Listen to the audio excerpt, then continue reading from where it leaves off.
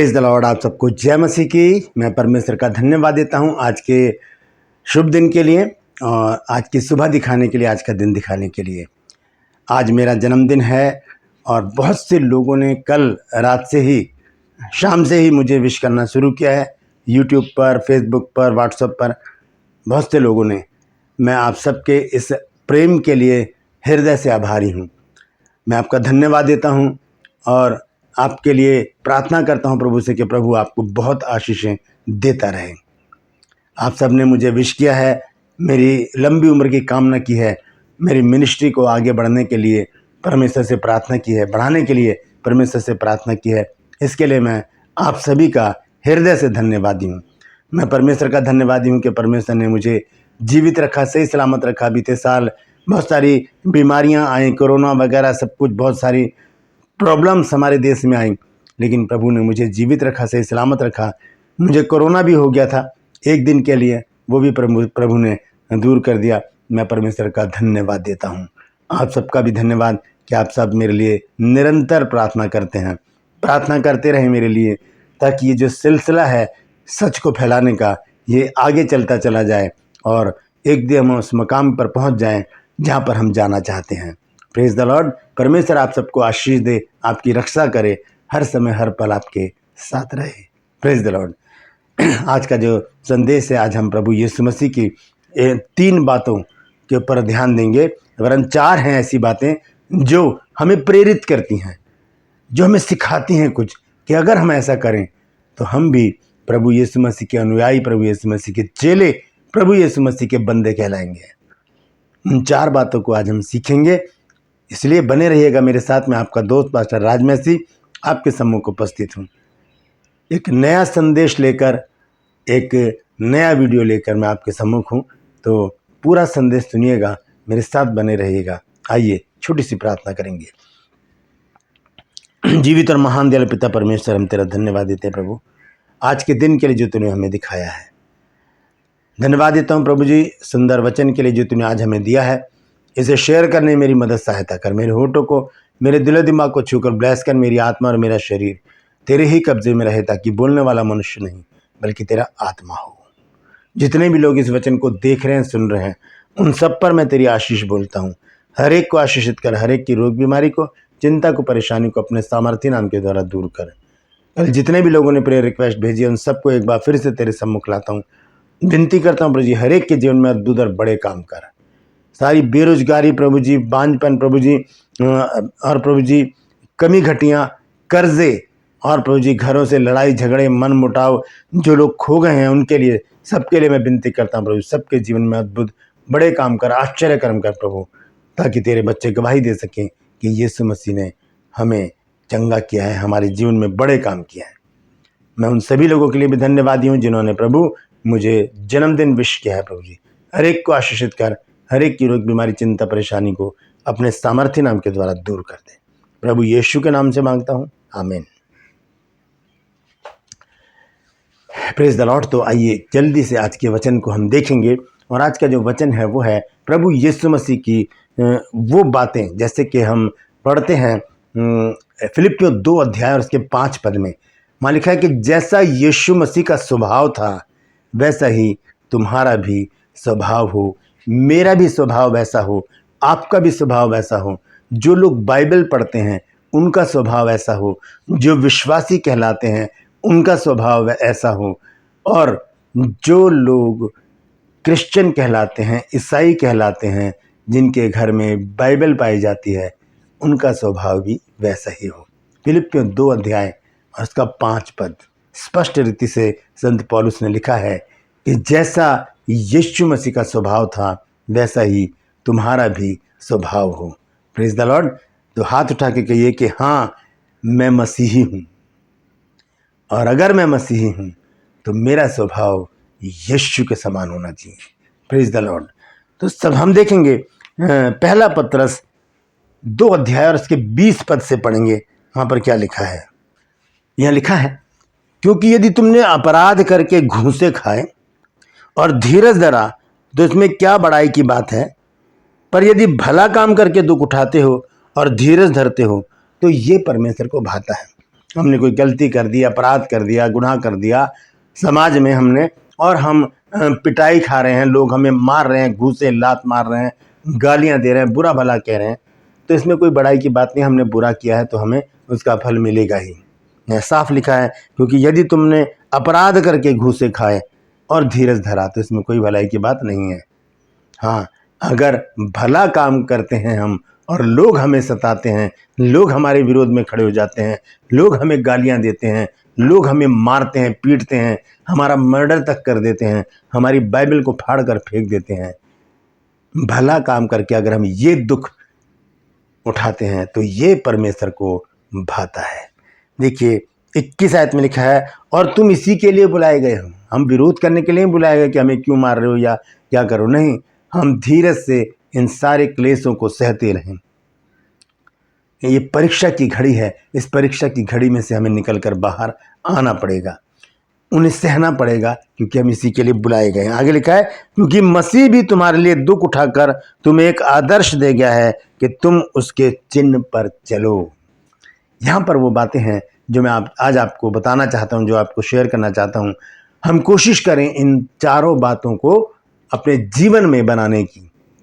तो यहाँ पर ध्यान से सुनिए, यहाँ पर पतरस ने लिखी है ये पत्री। वो कहते हैं कि तुम इसी के लिए बुलाए भी गए हो, किस लिए?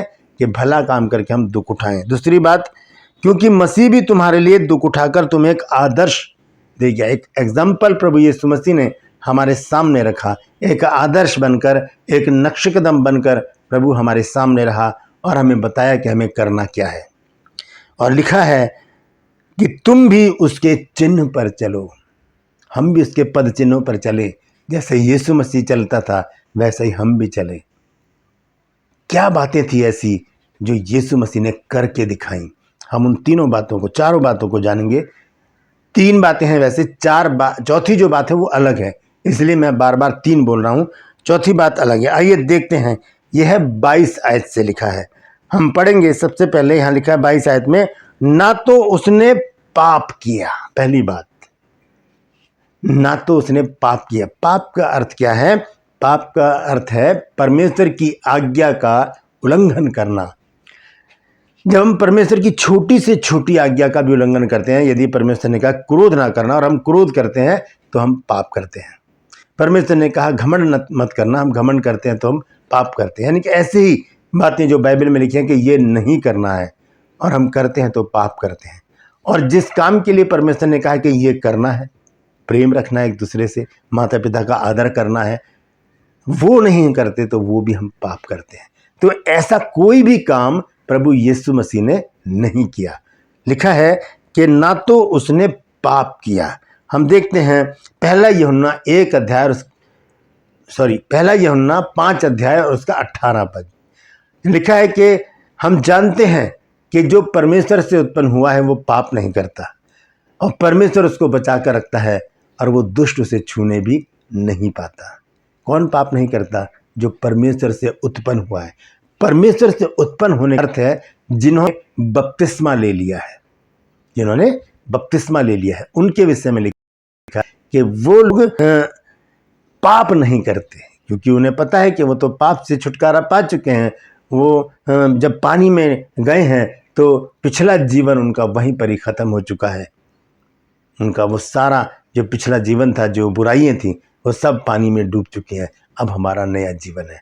तो इसलिए लिखा है पहला यूहन्ना 5 अध्याय 18 पद में कि हम जानते हैं कि जो कोई परमेश्वर से उत्पन्न हुआ है वो पाप नहीं करता। तो यीशु मसीह कौन थे? परमेश्वर के पुत्र। उन्होंने कोई पाप नहीं किया। अगर हम परमेश्वर की संतान हैं और हम परमेश्वर को हे अब्बा और हे पिता कहकर पुकारते हैं, उससे प्रार्थना करते हैं, तो हमें भी पाप से दूर रहना पड़ेगा।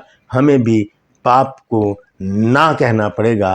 पाप से छुटकारा पाने के लिए हमें प्रभु को समय देना पड़ेगा और उससे कहना पड़ेगा, प्रभु मेरे पापों को क्षमा कर, मैं दोबारा ऐसा काम नहीं करूँगा, दोबारा ऐसा काम नहीं करूँगी। Praise the Lord. तो पहली बात जो है यीशु मसीह की, उसके विषय में मैंने आपको बताया है, ना तो उसने पाप किया, पहली बात। दूसरी बात क्या है?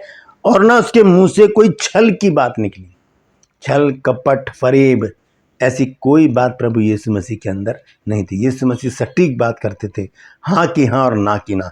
किसी को बुरा लगता है लग जाए, लेकिन वो किसी के साथ समझौता नहीं करते थे, छल कपट नहीं करते थे, ना अपने चेलों के साथ, ना उन लोगों के साथ जो हजारों की भीड़ यीशु मसीह के साथ चलती थी, और ना फरीसियों शास्त्रियों के साथ। में हम देखेंगे पहला पत्रस 3 और 10 पद। यहाँ लिखा है, क्योंकि जो कोई जीवन की इच्छा रखता है और अच्छे दिन देखना चाहता है, वह अपनी जीभ को बुराई से और अपने होठों को छल की बात करने से रोके रहे। छल कपट फरेब, इन बातों को दूर करें अपने आप से। ये यीशु मसीह का वो संदेश है जो पतरस के द्वारा हमारे पास आया है, क्योंकि पतरस ने इन चीज़ों को देखा और फिर हमें बताया कि उसने कभी छल की बात नहीं की, होठों से छल की बात नहीं निकली। और यही शिक्षा हमें मिलती है इस पुस्तक में, पत्री में, जो पतरस ने लिखी है 3:10 में, कि छल की बात हमारे होठों से ना निकले। अगर हम अच्छे दिन देखना चाहते हैं तो इन बातों से हमें परहेज करना पड़ेगा। हमें छल कपट नहीं करना, एक सीधा साधा यीशु के साथ अपने जीवन जीना है, उस जैसा स्वभाव हमको रखना। यीशु मसीह हमें एक हमें उस पर ना है। Praise the Lord. हम देखेंगे तीसरी जो शिक्षा है यीशु मसीह ने जो दी है, तीसरी बात वो बहुत महत्वपूर्ण है। लिखा है कि वो गाली सुनकर किसी को गाली नहीं देता था। इसका मतलब क्या है? बहुत बड़ी बात है ये। यीशु मसीह ने गालियां सुनी हैं, वो गाली सुनकर किसी को भी गाली नहीं देता था। और यहाँ पर हम अगर किसी से हमारा चलते टाइम कंधा भी टच हो जाए तो हम पलट कर एक बड़ी सी गाली उसको देते हैं, कहते ओए देख के नहीं चल सकता। क्रोध हमारे अंदर भरा होता है, तो वो चीज़ यीशु मसीह के अंदर नहीं थी। यीशु मसीह ने कभी भी किसी को गाली के बदले गाली नहीं दी। आइए देखेंगे कुलुस्सियों की पत्री 3:8-9 और 10 पद। यहाँ लिखा है, पर अब तुम भी इन सब बातों को अर्थात क्रोध, रोष, बैर भाव, निंदा और मुंह से गालियां बकना, ये सब बातें छोड़ दो। क्यों? क्योंकि अब हमने बपतिस्मा ले लिया है, अब हम नए हो गए हैं, अब हम प्रभु यीशु मसीह के अनुयायी हो गए हैं। अब हमारे सामने प्रभु यीशु मसीह का जीवन है, प्रभु यीशु मसीह की शिक्षा है, और हमारे सामने हमारे हाथ में बाइबल है।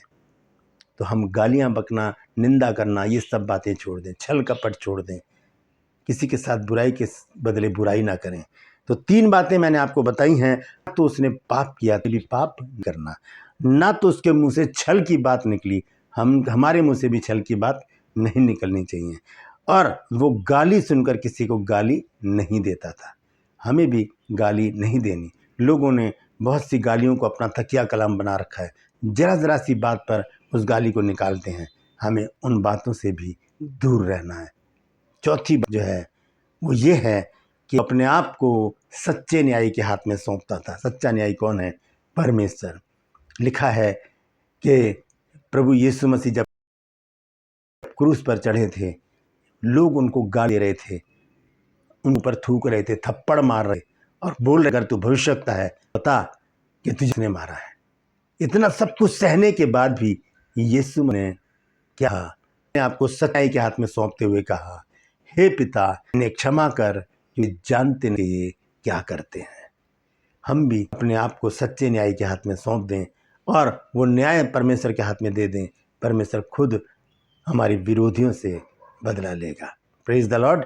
तो इन चारों वचनों को ध्यान रखिएगा। सबसे पहली बात क्या है? ना तो यीशु मसीह ने पाप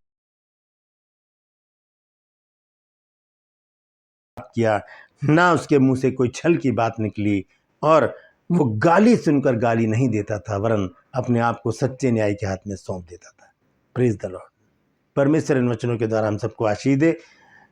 इस वचन को शेयर कीजिए ताकि बहुत से लोग इन बातों को जान सकें और इन 3 बातों को अपने जीवन में, बल्कि 4 को अपने जीवन में पैबस्त करें, अपने जीवन में अपनाएं और एक अच्छा और प्रतिष्ठित जीवन जिएं, साफ सुथरा पवित्र जीवन जो परमेश्वर को भाता है। Praise the Lord. यदि अभी तक आपने मेरे इस चैनल को सब्सक्राइब नहीं किया है तो अभी सब्सक्राइब कर लीजिए, बेल आइकन को दबाइए ताकि नोटिफिकेशन आपके पास पहुंचे और नया वीडियो बिना व्यवधान के आपके पास पहुंच जाए। मेरे वीडियोस को लाइक कीजिए, शेयर कीजिए और कमेंट सेक्शन में आकर मुझसे ज़रूर बातचीत कीजिए। मेरे साथ मेरी मुहिम में शामिल हो जाइए। जिद है सच को, बाइबल के वचनों को फैलाने की।